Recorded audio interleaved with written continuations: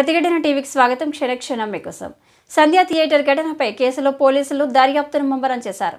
ఇప్పటికే ఈ కేసులో సినీ నటుడు అల్లు అర్జున్కు మధ్యంతర బెయిల్ను హైకోర్టు మంజూరు చేసిన విషయం తెలిసిందే. అయితే అల్లు అర్జున్ మీడియా సమావేశం ఏర్పాటు చేసి సంధ్య థియేటర్ ఘటనలో తన తప్పు ఏమీ లేదని చెప్పాడు. దీంతో అర్జున్ మీడియా సమావేశం పెట్టడాన్ని పోలీసులు తీవ్రంగా పరిగణిస్తున్నారు.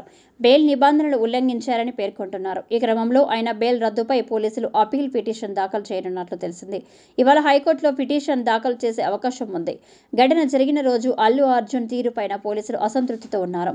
రేవతి మృతి తెలిసినా కూడా తెలియదని అల్లు అర్జున్ చెప్పడం ఆయన విచక్షణకే వదిలేయాలని ఆదివారం నిర్వహించిన మీడియా సమావేశంలో నగర సిపి సివి ఆనంద్ అన్నారు.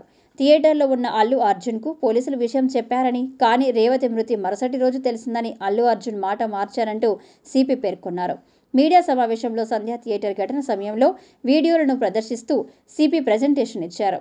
న్యాయపరంగా అల్లు అర్జున్ కేసును ఎదుర్కొంటామని సిపి ఆనంద్ పేర్కొన్నారు. మరోవైపు అల్లు అర్జున్ నివాసం వద్ద ఓయూ జేఏసీ నేతలు ఆందోళనకు దిగారు. ఈ క్రమంలో పోలీసులు 6 ఓయూ జేఏసీ నేతలను అరెస్టు చేసి జూబ్లీహిల్స్ పోలీస్ స్టేషన్కు తరలించారు. అర్జున్ నివాసం వద్ద జరిగిన ఘటనపై డీజీపీకి ఫోన్ చేసి సీఎం రేవంత్ రెడ్డి ఆరా తీశారు. ఇలాంటి ఘటనలు మరోసారి పునరావృతం కాకుండా జాగ్రత్తలు తీసుకోవాలని రేవంత్ ఆదేశించారు.